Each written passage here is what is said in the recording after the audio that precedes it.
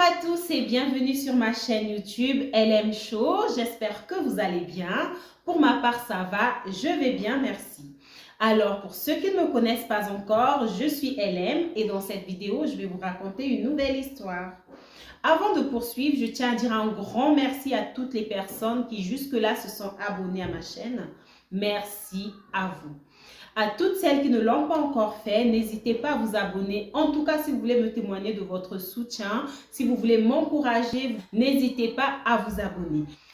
Bref, trêve de blabla, nous allons rentrer dans le vif de notre histoire. Alors, l'histoire d'aujourd'hui s'intitule « Toute une vie de misère ». Comme vous le savez déjà, dans un souci d'anonymat, nous allons attribuer des prénoms de substitution à nos protagonistes. Donc, pour la personne qui m'a confié son histoire, j'ai décidé de l'appeler Zola. Zola, dans ma langue, veut dire « aimer ». J'ai choisi ce prénom pour elle parce que pour moi, cette personne, cette fille, a tellement souffert, elle a tellement été privée d'amour que je veux qu'à travers cette histoire, qu'on lui témoigne de l'amour. Contrairement aux histoires que j'ai l'habitude de raconter, l'histoire de Zola, elle commence depuis sa tendre enfance. Zola vit avec son père et sa mère qui lui donnent de l'amour. Elle a une enfance des plus normales. Malheureusement pour notre petite Zola, à peine l'âge de 7 ans, elle va perdre sa maman. Donc, elle va se retrouver toute seule avec son papa. Mais rassurez-vous, la vie va sourire à notre petite Zola lorsqu'elle aura 9 ans, donc 2 ans après la mort de sa maman. Son papa va refaire sa vie, va ramener à la maison une nouvelle petite maman, une femme au grand cœur qui prendra Zola comme sa propre fille, qui va l'éduquer comme sa fille, qui va lui donner de l'amour. Mais comme si la vie s'acharnait sur notre petite Zola, et je crois que c'est vraiment peu de le dire, mais ce n'est que le début. Son papa, lui aussi, décède. Zola se retrouve donc orpheline de père et de mère à l'âge de 13 ans seulement. Sa belle-maman, qui l'a toujours aimée, qui l'élève comme sa propre fille, décide de la garder avec elle. Mais la famille du papa s'y oppose. La famille du papa de Zola estime que c'est à eux d'élever Zola. C'est donc la tante de Zola, la petite sœur du papa de Zola, qui va élever notre petite Zola. Cette tata, on va l'appeler Tata Ndoki. Comme vous le savez, j'essaie toujours de trouver des petits prénoms qui caractérisent un peu les personnes. Là, pour le coup, Ndoki, dans ma langue, veut dire sorcière. Je suis trop forte quand même pour donner les prénoms. Donc, bref, Tata Ndoki a sa fille aussi, une petite fille à peu près du même âge que Zola, enfin légèrement plus petite que Zola, qu'on va appeler Aurore. C'est très très beau, Aurore, comme prénom, je sais. Mais là, pour le coup, ça n'a rien à voir avec les aurores, avec le lever du soleil. Non, non, non, non, non. La Aurore, c'est horreur en anglais. Comment on dit aurore? Bon, ok, peut-être que je ne le prononce pas assez bien pour que vous l'ayez tout de suite compris. Mais c'est dans ce sens, hein, c'est horreur. Hein. J'ai pas envie de l'appeler horreur, donc je l'appelle Aurore. Tout se passe très bien dans les débuts, mais quelques mois, je dis bien quelques mois, à peine, Tata Ndoki va changer de visage. Tata Ndoki va changer du tout au tout. Elle va se mettre à maltraiter notre petite Zola. La privant de nourriture, la privant d'eau, l'enfermant dans des pièces obscures pendant des heures, l'obligeant à passer des nuits entières à dormir par terre. Zola doit tenir la maison, c'est-à-dire elle s'occupe des tâches ménagères, elle fait à manger, elle s'occupe de tout toute seule à l'âge de 13 ans. Des fois, lorsque Zola est privée de nourriture, Aurore lui donne à manger en cachette, elle essaie de la réconforter, elle essaie de raisonner sa maman, de lui dire que c'est pas gentil ce qu'elle fait. Mais Tata Ndoki n'en a rien à faire. Tata Ndoki a une espèce de dent contre cette petite Zola dont on ignore l'origine. On ne sait pas, sans élément déclencheur, elle a changé du tout au tout. Mais comme on dit toujours, quel que soit Si, je sais. Quelle que soit la durée de la nuit, le soleil finit toujours par se lever. Le soleil ne se lèvera pas complètement pour notre petite Zola, mais elle en apercevra des petits rayons lorsque Tata Ndoki va refaire sa vie. Enfin, refaire, peut-être pas refaire, mais elle va rencontrer quelqu'un. Elle va rencontrer un monsieur que nous allons appeler Tonton Mabé. Tonton Mabé, Mabé dans ma langue veut dire mauvais. Ne me demandez pas pourquoi à chaque fois je trouve des noms dans ma langue, pourquoi si, pour... j'en sais rien. Bref, donc tonton Mabé va rentrer dans la vie de ces jeunes filles. Et tonton Mabé ne tardera pas à remarquer cette injustice et cette maltraitance que Tata Ndoki inflige à la petite Zola. Évidemment, tonton Mabé n'est pas aussi démoniaque que Tata Ndoki. Il va s'opposer très rapidement à tout cela. Il va imposer, exiger que Zola mange à table avec tout le monde, que Zola mange en même temps, que Zola aille à l'école comme tous les enfants. Il va vraiment atténuer, parce que je ne dirais pas qu'il va mettre fin à tout ça, mais il va atténuer les souffrances de notre petite Zola. Zola va donc trouver un petit moment de répit. Elle va pouvoir souffler un peu grâce à ce tonton Mabé. Tonton Mabé qu'elle verra donc comme un sauveur. Un jour, Aurore va tomber malade. Elle va donc se faire hospitaliser et logiquement, sa maman va rester à son chevet à l'hôpital. Donc, notre petite Zola va se retrouver toute seule à la maison avec tonton Mabé. Je sais que vous avez compris, mais je vais le dire quand même. Tonton Mabé, pour ceux qui se demandaient depuis tout à l'heure pourquoi je l'appelle Mabé, parce que si Mabé veut dire mauvais, pourquoi je l'appelle comme ça, alors que finalement, lui, il est plutôt gentil. Bref, asseyez-vous, accrochez-vous, prenez quelque chose à grignoter, restez concentrés, vous allez le comprendre. Tonton Mabé, ce soir-là, va s'introduire dans la chambre de notre petite Zola qui, au moment des faits, a 15 ans. Il va donc prendre Zola de force. C'est pas normal. Zola est choquée. Elle a 15 ans. Elle comprend ce qui se passe.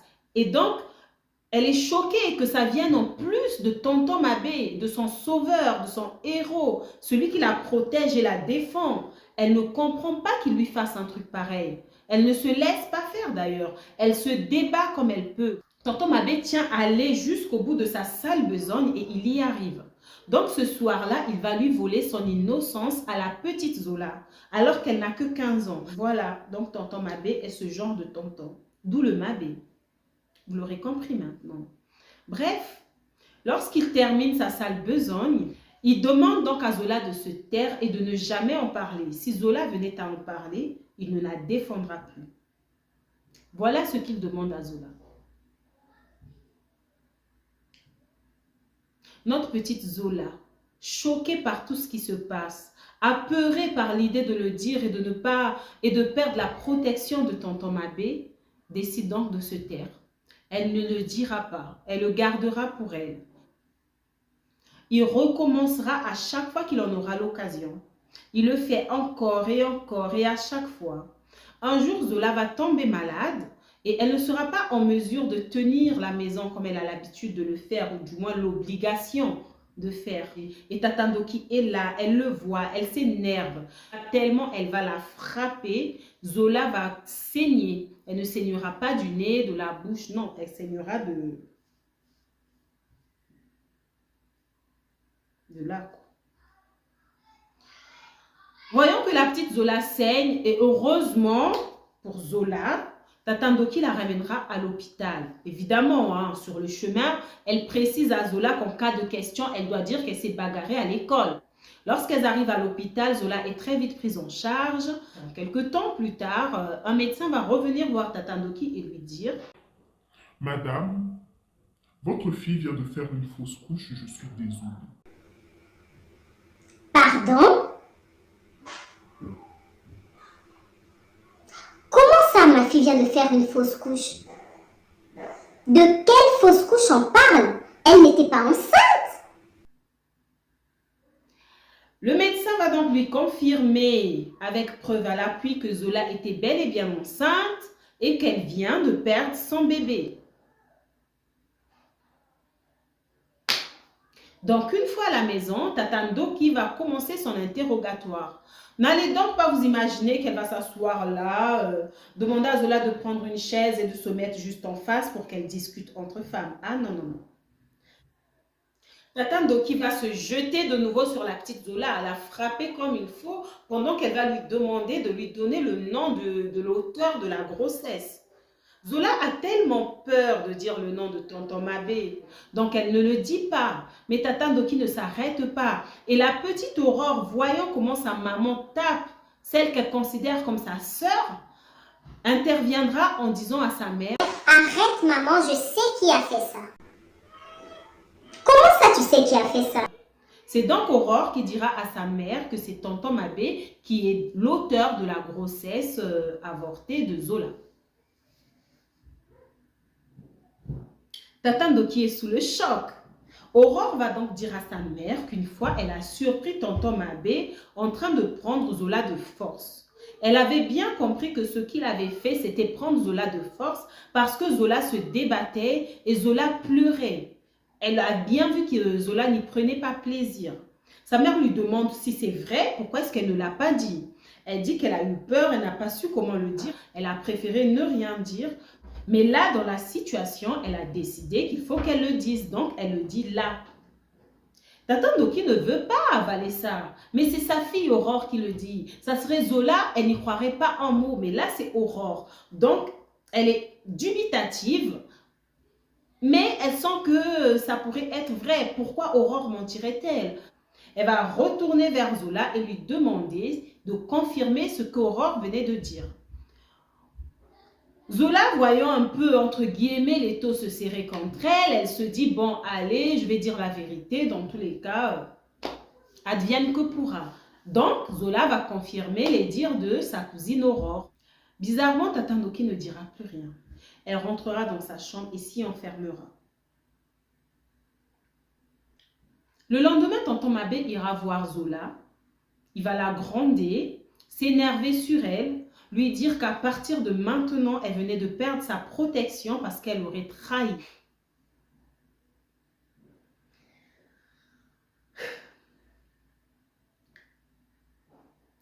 Et effectivement, dès cet instant, tonton Mabé ne la défendait plus.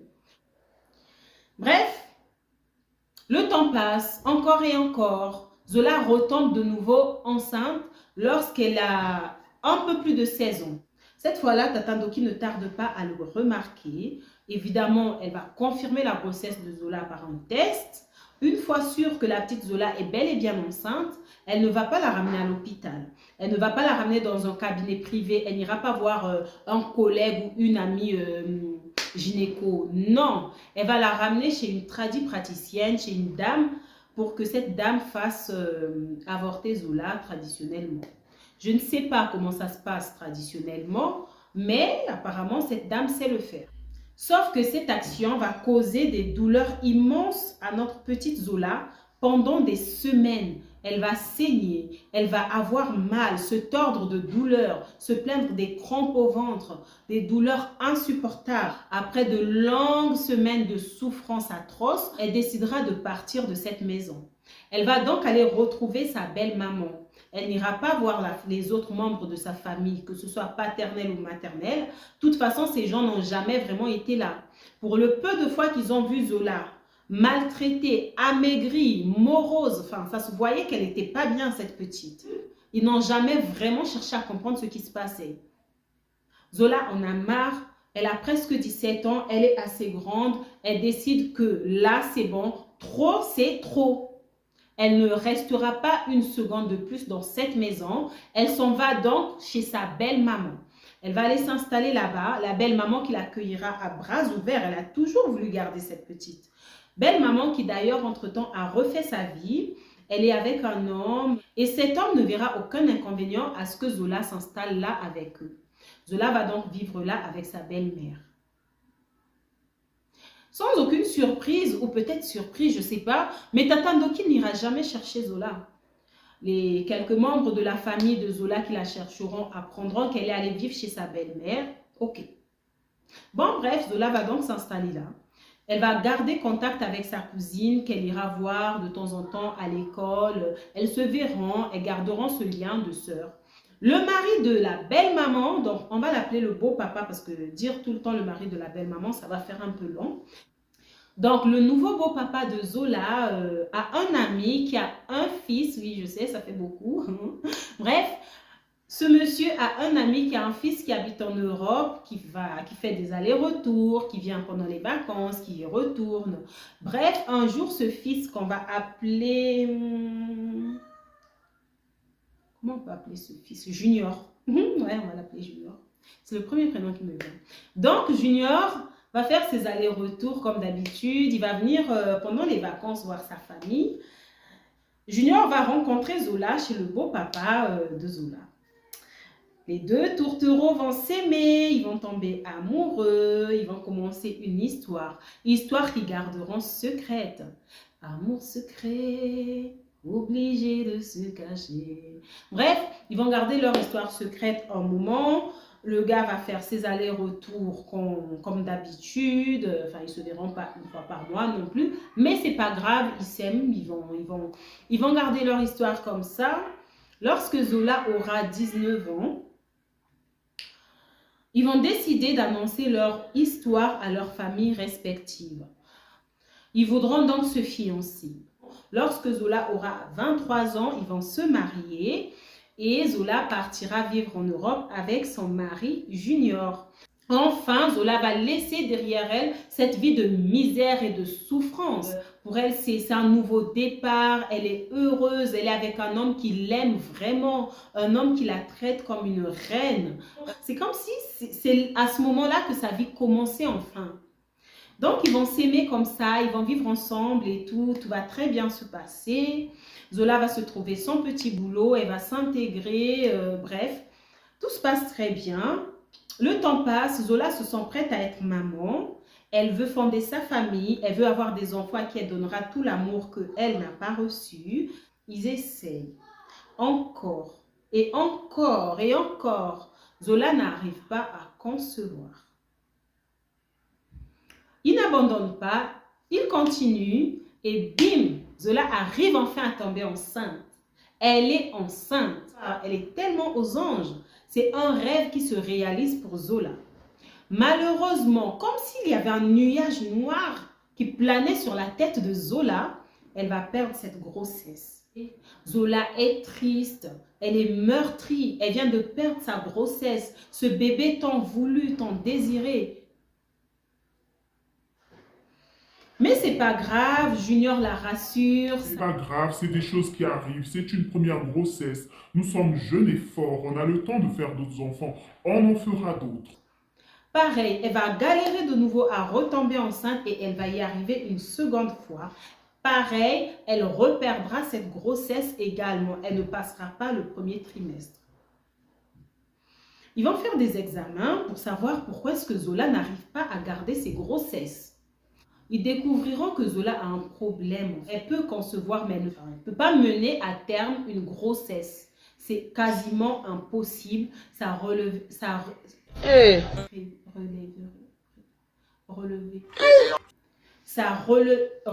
très grave. Ça relèverait presque du miracle. Elle ne peut pas mener une grossesse à terme. D'ailleurs, les médecins sont choqués qu'elle arrive à tomber enceinte, à dépasser le premier mois. Zola n'est pas déclarée stérile, mais elle ne peut pas garder une grossesse. Donc, les médecins leur conseillent d'arrêter d'ailleurs d'essayer parce que ça pourrait lui être fatal. Et cet endommagement de son utérus, de son appareil reproductif, et j'ai un bug là, les amis. Mais bon, bref, vous l'aurez compris, cet endommagement a été causé par l'avortement réalisé par la dame dont je vous ai parlé précédemment. Les douleurs, les crampes, tout ce qui se passait lorsque elle s'était fait avorter là, ça avait endommagé son appareil reproductif. Je suis sûre que c'est TIF. Mais oui, c'est reproductif. Oh ma chérie! Bon, bref, voilà. Donc, Zola voit son membre. En fait, là, c'est pire encore que quand elle a perdu son premier bébé. Parce que, enfin, le premier avec Junior, hein, parce que les autres, pour elle, c'était pas, voilà, c'est pas voulu. Là, elle est dépitée. Elle sombre dans une dépression. Elle a l'impression que la vie veut lui faire payer quelque chose. elle a peut-être été mauvaise dans une vie précédente. Elle ne comprend pas. Elle croyait que tout allait bien maintenant. Elle croyait qu'elle allait enfin vivre, elle allait enfin avoir une vie comme tout le monde. Et là, les problèmes qu'elle a eus avant la rattrapent. C'est pas normal. Mais Junior, lui, par contre, est là, c'est un bon mari. Il ne veut pas qu'elle sombre dans la dépression. Il lui dit que c'est pas grave s'ils ne peuvent pas avoir d'enfants. C'est elle qui l'aime. Ça aide Zola à ne pas sombrer. Donc, elle tient le coup. Aurore, de son côté, veut venir en Europe. Elle aimerait que Zola l'aide à venir en Europe. Et Zola aime tellement Aurore qu'elle va se battre. Elle va tout faire pour rassembler ce qu'il faut pour qu'un jour, Aurore vienne vivre avec elle. Ceci dit, ça prendra un peu de temps. Finalement, Junior commence à changer. Il veut des enfants. Son attitude change. Il est moins gentil, irritable. On ne peut rien lui dire, il rentre tard. Zola constate ce changement. Elle a peur parce qu'elle aime Junior. Elle fait de son mieux pour que Junior ne change pas. Elle fait de son mieux pour ne pas perdre cet homme qu'elle aime tellement. C'est son premier amour. Elle ne veut pas le perdre. Mais malheureusement pour Zola, tout ce qu'elle fera sera vain. Junior finira par demander le divorce. Ils vont se séparer. Là, Zola sera tellement triste, tellement malheureuse, que tout ce qu'elle voudra, c'est que sa sœur Aurore vienne vivre avec elle. Malheureusement, ça prendra beaucoup de temps et beaucoup d'argent parce qu'elle n'y arrivera pas tout de suite. Entre-temps, Zola va rencontrer un chauffeur de bus, un bus qu'elle prend régulièrement. Le chauffeur va tomber amoureux de Zola, il va la draguer, ils vont aller prendre un verre. Bref, vous connaissez la procédure, on apprend à se connaître, on s'aime, on sort, on s'appelle, on dort au téléphone, raccroche, non, toi raccroche. Bon, bref, ils vont vivre tout ça jusqu'à concrétiser leur histoire. Ils vont vraiment officiellement sortir ensemble. Ils vont s'aimer. Zola n'aimera pas cet homme autant qu'elle aura aimé Junior, mais elle aimera quand même. Elle dira à cet homme d'entrée de jeu qu'elle ne pourra pas lui faire d'enfant. Mais ce n'est pas grave pour lui parce que lui a déjà 2 enfants. S'il ne peut pas en avoir plus, c'est pas grave. C'est pas comme s'il n'en avait pas. Ce n'est donc pas un problème pour lui. Et bonne nouvelle pour Aurore, ça y est, enfin elle va pouvoir venir en Europe. Aurore viendra s'installer avec Zola et son nouveau chéri chez eux. Zola est tellement contente d'avoir un membre de sa famille avec elle, enfin. Pour elle, c'est le bonheur. Elle a un nouveau chéri, elle a sa cousine, sa sœur qui est là avec elle. Elle est contente. Mais Aurore, qui veut dire horreur en anglais, n'oubliez pas, va jeter son dévolu sur le mari sur le petit ami de Zola, parce qu'ils ne sont pas mariés. Elle voudra avoir le petit ami de Zola. Avec les conseils de sa mère qui estime que Zola n'est pas mieux qu'Aurore, que si Aurore veut de cet homme, elle peut l'avoir. Il n'y a pas de raison que Zola puisse l'avoir et pas elle. Et oui, Tata Doki, même après toutes ces années, déteste toujours autant sa nièce. Elle veut continuer à lui pourrir la vie, même à distance. Donc Tata Doki va appuyer sa fille. Elle va l'encourager à séduire cet homme. Cet homme qui au début va résister, finira par céder. Il va donc avoir une liaison avec Aurore, là, sous le nez de Zola. Zola, ignorant tout, va continuer à les traiter comme mari et sœur. Et eux, de l'autre côté, dès que Zola tourne le dos, eh bien, bref, Aurore en a marre de le partager. Oui, vous avez bien entendu. C'est elle, Aurore, qui en a marre de partager cet homme avec Zola. Genre, elle en a marre de partager le gars de Zola avec Zola. Non, mais... Reste professionnelle, elle aime, voyons. Elle va donc dire à cet homme qu'elle le veut, qu'elle en a marre de le partager, mais lui, malgré tout ce qu'il fait, il dit aimer Zola et ne pas vouloir la quitter. Tata Doki va donc conseiller à sa fille de tomber enceinte de cet homme. Non, mais sincèrement, j'aimerais savoir ce que Zola a bien pu faire à cette Tata Doki pour qu'elle la déteste autant. On peut autant détester quelqu'un. Aurore va donc mettre en pratique les conseils de sa mère. Elle fera tout pour tomber enceinte de ce monsieur. Leur chéri, lui, n'est pas content. Ce n'est pas une bonne nouvelle, contrairement à ce qu'elle croyait. Elle pensait qu'il serait content parce qu'il n'a pas d'enfant avec Zola et il va en avoir avec elle. Mais non. Contre leurs attentes, il n'est pas du tout content. Il voudrait qu'elle avorte, mais elle refuse. Il va donc avoir l'ingénieuse idée de trouver un autre logement à Aurore. Comme si, pour le coup, il mènerait une double vie. Il aurait 2 femmes. Une qui va habiter à Bagatelle, l'autre qui va habiter à Mermoz. Enfin bref. Avant même de trouver un logement à Aurore, Aurore va découvrir en faisant ses examens de grossesse qu'elle est séropositive. Elle ne le savait pas. Tata Ndoki la déconseillera de le dire. Ne le dis pas. Tant qu'il ne le sait pas, il viendra vivre avec toi. Si tu le lui dis, peut-être qu'il te quittera. Elle ne veut pas. Elle estime que si elle ne le dit pas, ils ne se soigneront pas. Elle a beau être méchante, mais elle ne prendra pas le risque de les laisser comme ça, vivre dans la maladie, peut-être jusqu'à ce que la maladie sera tellement grave qu'ils finiront par le découvrir. Elle veut qu'ils le sachent maintenant, qu'ils se soignent comme elle. Elle va se soigner. À l'hôpital, ils lui ont tout dit. Ils ont expliqué la procédure, comment ça va se passer pour la grossesse, pour la soigner. Enfin bref, elle va se soigner et elle doit le dire. Pour le coup, elle ne sera pas d'accord avec sa mère. Elle est mauvaise, mais peut-être pas autant que sa mère. Elle doit le dire. Elle décidera donc de le dire à ce monsieur. Il est choqué. Je dis beaucoup qui sont choqués. Mais il y a beaucoup de chocs en fait. Il y a beaucoup de surprises. Il y a de quoi être choqué. Bref, il s'attendait à tout sauf à ça. Il est en colère. Il pète les plans sur Aurore. Pourquoi est-ce qu'elle a fait ça? Il ne méritait pas ça. C'est à cause d'elle. Elle est venue le tuer. Elle est venue l'achever. Il est tellement énervé que lorsque Zola rentre à la maison, il se met à crier sur elle.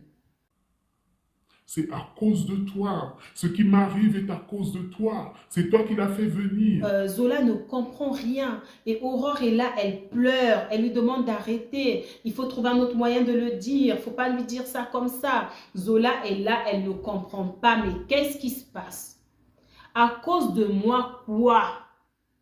Qu'est-ce que j'ai bien pu faire pour que tu m'agresses comme ça? Mais il faut bien que quelqu'un m'explique ce qui se passe en fait. C'est donc Aurore qui va prendre son courage à 2 mains et dire à Zola ce qui se passe. Elle expliquera donc à Zola dans un premier temps qu'elle est malade, qu'elle vient d'apprendre qu'elle est séropositive. Zola est triste pour sa sœur. Zola va la prendre dans ses bras, Zola va la réconforter, elle lui dira que ce n'est pas grave, que c'est la vie, qu'aujourd'hui c'est une maladie qui se traite, tu vivras longtemps, tu te soigneras, je ne t'abandonnerai pas. Le premier réflexe de Zola. Rendez-vous compte. Vous voyez la différence un peu? Et le mari va être là. Arrête de lui dire tout ça. C'est une sorcière. Si tu savais ce qu'elle a fait, machin, la maladie dont tu parles, toi aussi tu l'as sûrement. Mais comment ça, je l'ai sûrement? Pourquoi j'aurais forcément cette maladie en fait? C'est pas parce qu'on vit ensemble que j'ai sa maladie. Enfin, je veux dire, c'est pas une maladie qui se contamine au toucher, quoi. Et là, Aurore va reprendre la parole et faire comprendre à Zola qu'elle a eu une liaison avec son mari, enfin son copain. Zola rigole. Mais qu'est-ce que tu racontes? Tu as une liaison avec qui? Avec lui? Mon petit ami? Tu as une liaison avec lui? Oh oui, j'ai une liaison avec lui, mais c'était pas voulu, je sais pas ce qui m'a pris, c'était dans un moment de faiblesse.